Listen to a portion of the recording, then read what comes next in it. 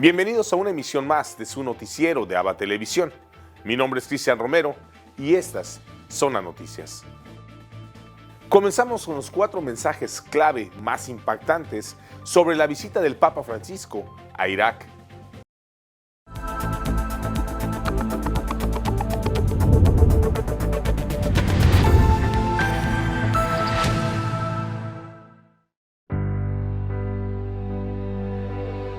El primer momento del viaje a Irak fue la llegada de Francisco. Se convirtió en el primer pontífice en poner los pies en esta tierra. Consiguió cumplir el sueño de Juan Pablo II de visitar la tierra de Abraham. En Ur de los Caldeos, Francisco participó en el encuentro con representantes de las 3 religiones monoteístas para desacreditar a los fundamentalistas. E noi credenti non possiamo tacere quando il terrorismo abusa della religione. Ali al-Sistani recibió a Francisco en un encuentro histórico. Nunca antes este líder moral chiita se había reunido con un papa. Expuso al pontífice su deseo de que los ciudadanos cristianos vivan como todos los iraquíes, en paz y seguridad, preservando todos sus derechos constitucionales. También comunicó a Francisco su preocupación por las injusticias sufridas por minorías como la palestina. Francisco cumplió el mayor deseo de la diezmada comunidad cristiana de Irak, verle entre sus casas e iglesias destruidas, escuchar sus historias. Me dijeron que mi hijo y su primo fallecieron, y también una joven vecina de casa que se estaba preparando para su matrimonio. La strada per una piena guarigione potrebbe essere ancora lunga, ma vi chiedo per favore di non scoraggiarvi. En sus mensajes, Francisco insistió en que Irak debe renacer unida y hermanada. Che la fraternità è più forte del fratricidio, e la speranza è più forte della morte, e la pace è più forte della guerra. Ma l'Iraq rimarrà sempre con me nel mio cuore. Chiedo a tutti voi, cari fratelli e sorelle, di lavorare insieme in unità per un futuro di pace e prosperità che non lasci indietro nessuno e non discrimini nessuno. Vi assicuro le mie preghiere per questo amato paese. Salam, salam, salam.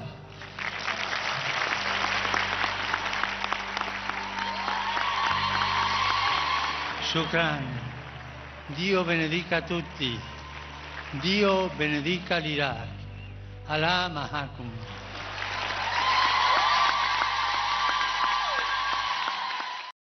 El Papa Francisco nos explica su viaje a Irak durante su audiencia general.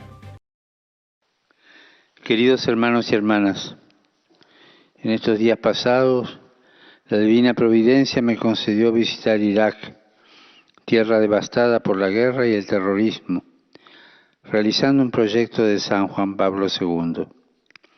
Estoy muy agradecido al Señor y a todos los que hicieron posible esta visita, al gobierno, a los pastores y fieles de las diferentes iglesias católicas, a las autoridades de otras tradiciones religiosas, empezando por el gran Ayatolá al-Sistani, con quien tuve un cordial encuentro. Ha sido una peregrinación bajo el signo de la esperanza, la reconciliación y la fraternidad. En nombre de toda la Iglesia Católica, he querido asociarme a la cruz de este sufrido pueblo y esa Iglesia mártir ha encargado durante años de terror y violencia y exilio forzado. Viendo las heridas de la destrucción, encontrando y oyendo a los testigos víctimas de tantas atrocidades, sentí el fuerte significado penitencial de esta peregrinación y al mismo tiempo recibí la alegría de los iraquíes que me acogieron como mensajero de Cristo y su esperanza abierta a un horizonte de paz y fraternidad. Irak, pueblo con raíces milenarias, tiene derecho a vivir en paz y a recobrar su dignidad. En este país, como en todo el mundo, la respuesta a la guerra y a la violencia solo puede ser la fraternidad. Con este propósito, musulmanes, judíos, cristianos y representantes de otras religiones nos reunimos y rezamos juntos en Ur. Y resonó con fuerza en nuestro corazón la afirmación del Señor: todos ustedes son hermanos. Ese mismo mensaje de fraternidad fue también palpable en todos los demás encuentros que tuve en Bagdad, Mosul, Karakosh y Erbil con los fieles de las diversas tradiciones. Saludo cordialmente a los fieles de lengua española. Que el Señor Jesús, Príncipe de la Paz, en que se cumple la promesa de Dios a Abraham y a su descendencia, y que con el misterio de su muerte y resurrección nos abrió el paso a la tierra prometida, a la vida nueva, obtenga del Padre para Irak, para Oriente Medio y para el mundo entero un futuro luminoso de fraternidad y de paz. Muchas gracias. Dominus vobiscum. Et cum spiritu tuo, Sit nomen Domini benedictum. ex hoc nunc et usque in seculum, Aiuterium nostrum in nomine Domini. qui feci caelum et terram. Benedicat vos omnipotens Deus, Pater et Filius et Spiritus Sanctus. Amén. Amén.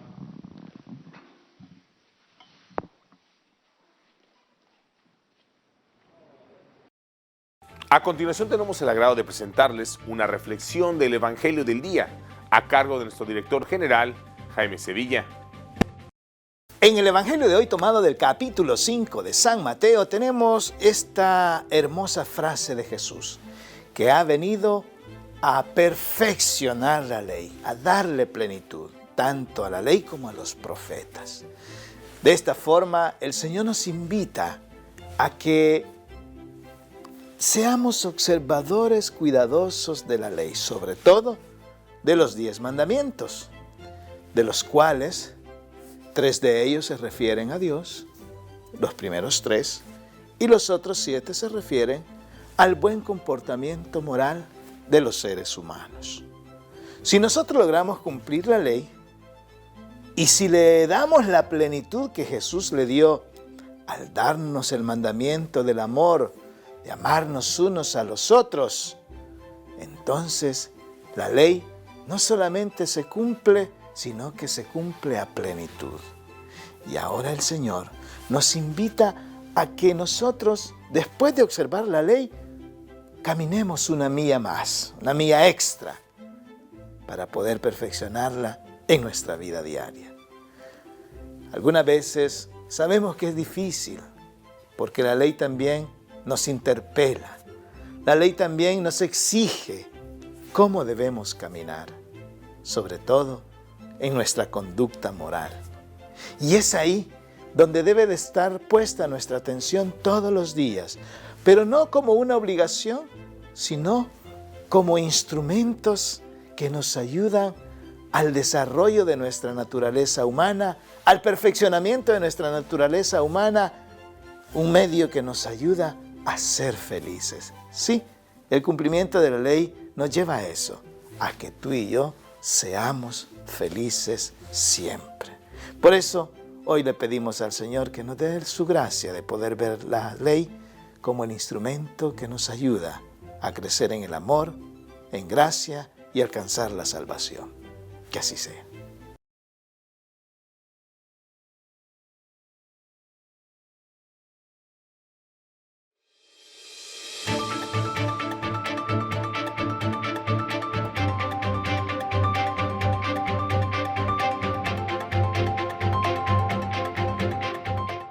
La Universidad Jesuita Centroamericana en El Salvador nos presenta su editorial titulada El Salvador después de las elecciones, en la voz de su rector, el padre Andrew Oliva.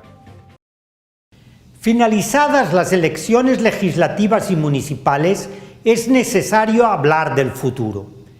El último año y medio se caracterizó por el permanente conflicto entre los poderes y los sistemas de control republicano. Para destruir a los partidos tradicionales, el Ejecutivo irrespetó de palabra y obra las decisiones de cualquier institución pública que no estuviera bajo su control.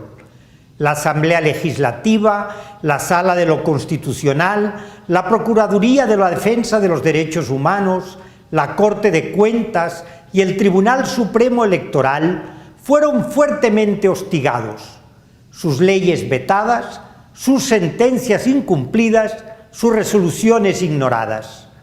Cualquier crítica al quehacer público por parte de la ciudadanía, los medios de comunicación o la sociedad civil se convertía automáticamente, a ojos del Ejecutivo, en una ofensa y en parte de una amplia conspiración para impedir el funcionamiento del gobierno. Con el resultado electoral y el amplio apoyo que obtuvo Nayib Bukele a través de Nuevas Ideas, las cosas tienen que cambiar y el clima de agresiones mutuas debe dar paso al diálogo y al respeto. Después de una victoria tan contundente de Nayib Bukele, no tiene ningún sentido continuar con esa lucha dura y despiadada por el control absoluto de todos los mecanismos de poder, lo cual haría un profundo daño a la convivencia social y al país en su conjunto. Es tiempo de dar inicio a una nueva etapa, en la que se busque la armonía, el diálogo y la convivencia pacífica y respetuosa. Lo mejor para el país es optar por una democracia inclusiva y respetuosa de las leyes y de los derechos humanos, e impulsar aquellos cambios que el país necesita y la sociedad reclama, especialmente aquellos que abonen a una mayor justicia social. En manos de Nuevas Ideas y su liderazgo está darle un nuevo rumbo al país, en el que se administre adecuadamente la enorme cuota de poder que la población les ha otorgado y no se repitan los vicios de la tradicional clase política. El poder debe usarse para servicio a la ciudadanía y mejorar el funcionamiento del Estado. En la Asamblea Legislativa, tener la mayoría debe servir para nombrar a funcionarios decentes, libres e independientes en las elecciones de segundo grado, impulsar reformas estructurales en el sistema fiscal, de pensiones, en la salud y educación públicas. Entonces, el futuro podrá ser incluso prometedor. Al contrario, seguir fomentando el odio, el irrespeto y el enfrentamiento podría llevarnos más pronto que tarde a repetir la trágica historia de nuestro país. Un país dividido y con un poder puesto al servicio de una élite inescrupulosa y autoritaria. La tutela legal de la Arquidiócesis de San Salvador en El Salvador nos dice que el Estado evadió sus responsabilidades. La Asociación Tutela Legal afirmó que el Estado salvadoreño continúa obstaculizando la investigación y enjuiciamiento de los responsables de las masacres de El Mozote y El Zumpul, así como la reparación de las víctimas. Señaló que el Estado evadió sus responsabilidades durante la audiencia pública desarrollada el 4 de marzo ante la Corte Interamericana de Derechos Humanos. No se refirió para nada a los bloqueos militares que negaron el acceso al archivo al señor juez de la causa.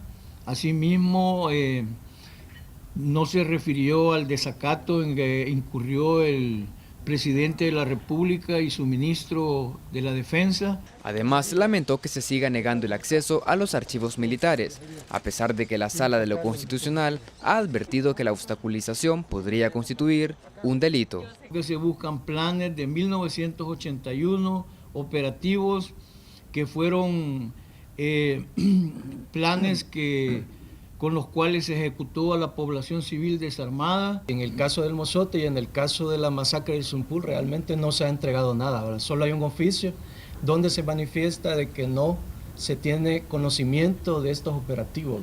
La organización también se pronunció por las intenciones de la Fiscalía de apartar del caso de El Mozote al juez de instrucción de San Francisco Gotera, Jorge Guzmán. La recusación es para otras situaciones comprobar que el juez está actuando de manera parcial, ¿verdad? Entonces, pero tampoco lo han argumentado. Los fiscales solo dijeron que era imparcial, ¿verdad?, pero no argumentaron nada. Mientras tanto, continúa la exhumación de los restos de 600 civiles que fueron asesinados por el ejército durante la masacre del río Zumpul, ocurrida en 1980. Para Teleprensa, Canal 33, Jonathan Vázquez. Estas son las noticias más importantes de los Estados Unidos, traídas gracias a la cortesía de La Voz de América. La Cámara de Representantes de Estados Unidos se prepara para votar el miércoles el programa de estímulo económico por el monto de 1.9 billones de dólares propuesto por el presidente Joe Biden para aliviar el impacto de la pandemia del COVID-19. Aunque ya la Cámara Baja había aprobado la versión original, lo aprobado por el Senado incluye cambios como la reducción de los beneficios por desempleo y el rechazo de un aumento del sueldo mínimo federal a $15 la hora. En otras informaciones, Estados Unidos prorrogó las restricciones de viajes por las fronteras terrestres con México y Canadá hasta el próximo 21 de marzo debido a la pandemia del COVID-19. La Embajada de Estados Unidos en México detalló que la medida es aplicada a quienes realicen viajes no esenciales.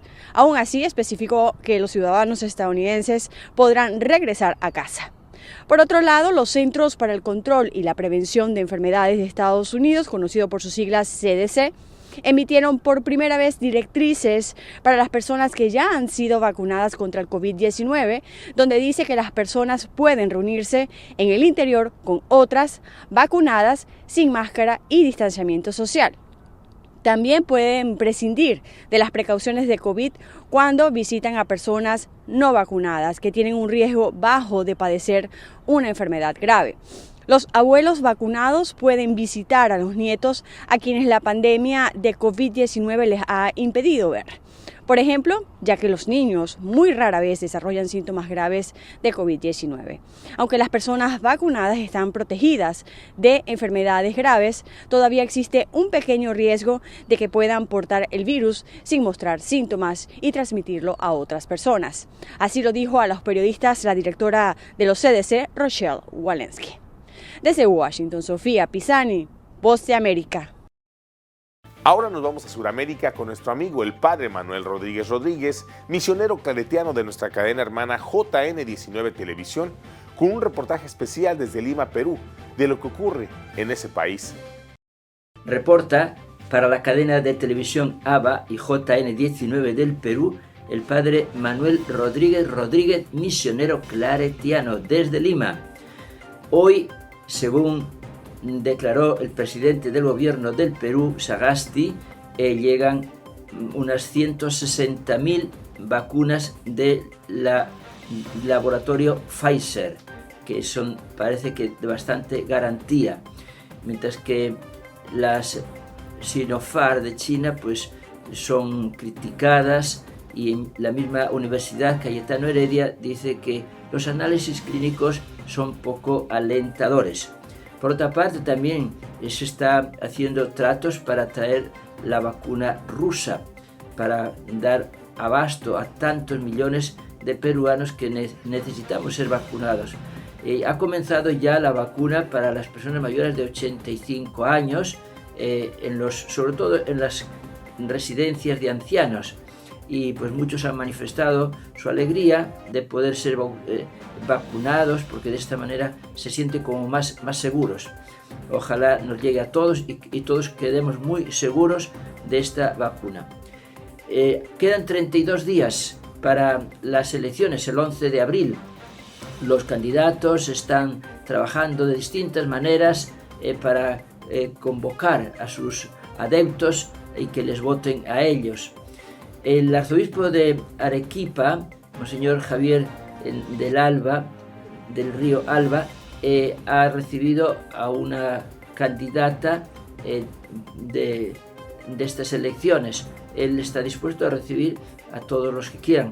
Fundamentalmente lo piden personas que están vinculadas a candidatos que defienden los valores humanos y cristianos. También el señor arzobispo de Arequipa nos invita en su carta semanal a seguir lo que el Papa ha pedido, que nos vaciemos de nosotros mismos para recibir la palabra santa de Dios. Y nos invita también el arzobispo de Arequipa a hacer un ayuno semanal, puede ser el viernes, prescindir de una comida o de otra cosa. También él ha participado en las jornadas internacionales de caridad y voluntariado en la 20ª edición, organizadas por la Universidad de San Antonio de Murcia en España. Nos unimos a él también tuvo una ponencia muy importante. Bien, ya se han dado el bono de 600 soles a como 1 millón de hogares. Y el gobierno ha determinado también que a los niños que han quedado sin padres, que han sido víctimas del COVID-19, se les dé 200 soles, sobre todo pues a los cuidadores, para que les atiendan de la mejor manera posible. Los colegios privados ya han comenzado sus clases, pero muchos están muy golpeados por la deserción de los alumnos y también por las condiciones que está poniendo el Ministerio de Educación. Los grupos de turismo piden que a los turistas se les quite esa cuarentena de 14 días encerrados, porque esto impide que vengan aquí al Perú. Las lluvias están estropeando muchos pueblos, sobre todo en Lambayeque, en Piura, y algunos quedan aislados. Los comentarios sobre el viaje del Papa son maravillosos, tanto a nivel político como religioso. Reportó desde Lima el padre Manuel Rodríguez, misionero claretiano.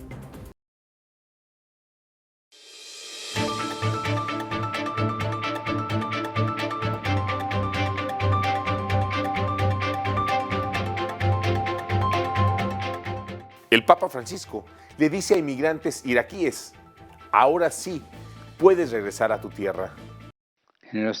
Francisco comentó en audiencia general sus impresiones tras el intenso viaje a Irak. Dijo que fue una peregrinación penitente porque fue a hacerse cargo del dolor causado por la guerra y el terrorismo. Ma la risposta alla guerra non è un'altra guerra. La risposta alle armi non sono altre armi. E io mi domandai: chi vendeva le armi ai terroristi? Chi vende oggi le armi ai terroristi che stanno facendo strage in altre parti? Pensiamo all'Africa, per esempio. La risposta non è la guerra, ma la risposta è la fraternità. Francisco también lamentó la destrucción del patrimonio cultural de Irak y la expulsión de cristianos y yazidíes. El país corre el riesgo de renacer sin identidad. Por eso envió un mensaje de ánimo a los que se quedaron en el país. Ahora deben reconstruirlo. A los iraquíes que se marcharon les deseó suerte, pero auguró que puedan volver a su tierra. E pensando a tanti iracheni emigrati, vorrei dire loro: avete lasciato tutto come Abramo. Come lui custodite la fede e la speranza e siate tessitori di amicizia e di fratellanza là dove siete. E si potete tornate. La Iglesia también corre el riesgo de desaparecer por completo de la tierra de Abraham. Si en los años 50 la población cristiana era el 12%, ahora no suma más del 1%. Por eso Francisco quiso dar las gracias a quienes están ayudando a reconstruir iglesias y casas en la región. Ringrazio anche per la vostra opera di misericordia in favore dei cristiani in Iraq e particolarmente a Mosul.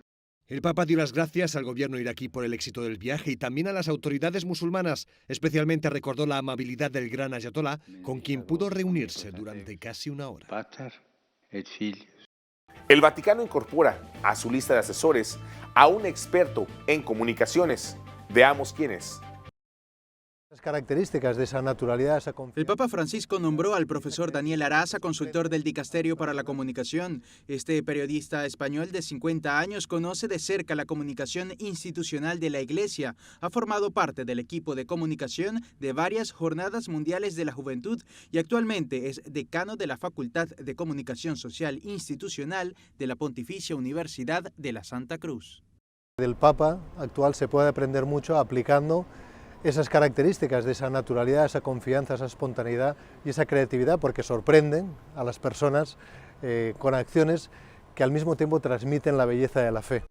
Además, es profesor asociado de Comunicación Digital y Estratégica de la Pontificia Universidad de la Santa Cruz y ha escrito varios libros sobre temas políticos y sociales. Desde ahora tendrá la responsabilidad de asesorar las comunicaciones del Vaticano en la era Francisco.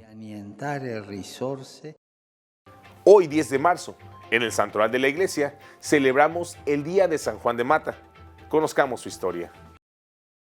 Mientras el califa Saladino se tomaba Jerusalén y los moros hacían de las suyas en España, Juan de Mata, que había nacido en Provenza, Francia, más o menos en el año 1160, observaba en Marsella, donde vivía con su familia, cómo eran tratados los prisioneros cristianos, que los musulmanes embarcaban hacia África. Sentía su alma resquebrajada de dolor y no tenía claro qué debería hacer para paliar los tormentos de los cautivos. Pero eso sí sabía que su camino era la vida religiosa. Por lo que, con el permiso y respaldo de sus piadosos padres, Eufemio y Marta, viajó a París y allí se doctoró en teología y fue profesor de la que hoy es la Universidad de la Sorbona antes de ordenarse sacerdote. Precisamente durante la celebración de su primera misa en 1193, le pidió con mucho fervor a Dios para que le indicara a cuál congregación debería ingresar. Y en el momento de la elevación, se le apareció Jesús de túnica blanca con una cruz roja y azul en el pecho, flanqueado por dos prisioneros que intercambiaban sus cadenas. Y supo en ese momento que su misión era liberar a los cautivos. Y como no existía ninguna comunidad de estas características, decidió fundar una que respondiera a ese anhelo. Para corroborar su idea, se retiró a orar junto al ermitaño Félix de Valois, con quien compartió su visión, y entusiasmado, se convirtió en el cofundador de la Orden de la Santísima Trinidad en 1194, que fue aprobada por el Papa Inocencio III en 1198, después de que el Papa tuviera la misma visión de Juan de Mata durante una Eucaristía. Ni qué decir que el hábito escogido era, y todavía lo es, blanco con una cruz roja y azul en el pecho.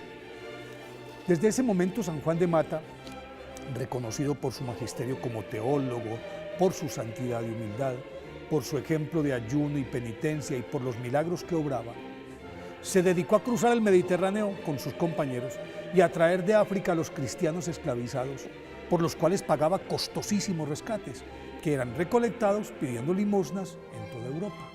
En promedio, cada año, repatriaba a más de 300 cautivos, los cuales, antes de ser devueltos a sus familias, eran atendidos y curados en las más de 30 casas de los trinitarios que funcionaban en España, en Francia y en Italia. Una vez un barco en el que traía 120 esclavos recién liberados fue asaltado por piratas que mataron al capitán y destrozaron el timón, lo mismo que las velas. Entonces, San Juan de Mata improvisó un precario velamen con los mantos de todos sus compañeros.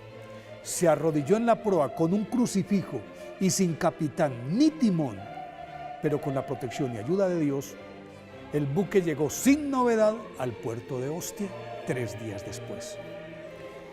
San Juan de Mata, ya extenuado por el intenso trajín para rescatar los secuestrados y por el constante ayuno y las severas penitencias a las que sometía su cuerpo, retornó a Santo Tomás Informis en Roma, la casa matriz de la orden, y en 1213 murió al término de una Eucaristía.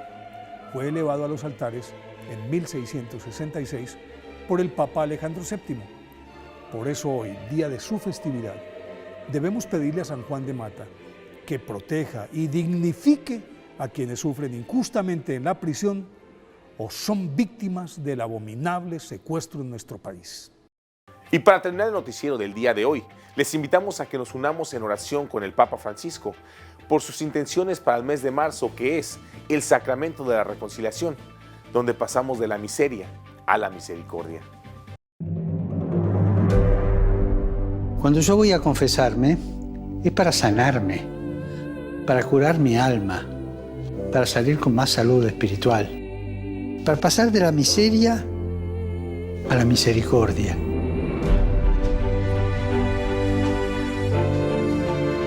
El centro de la confesión no son los pecados que decimos, sino el amor divino que recibimos y que siempre necesitamos. El centro de la confesión es Jesús, que nos espera, nos escucha y nos perdona.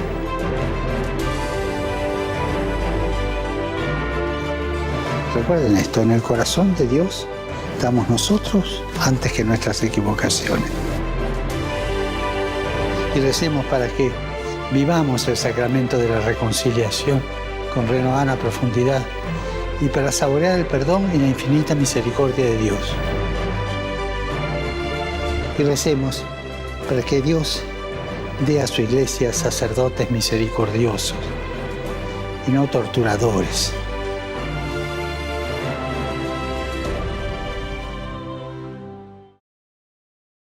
Y así hemos llegado al final de una emisión más de su noticiero de ABA Televisión.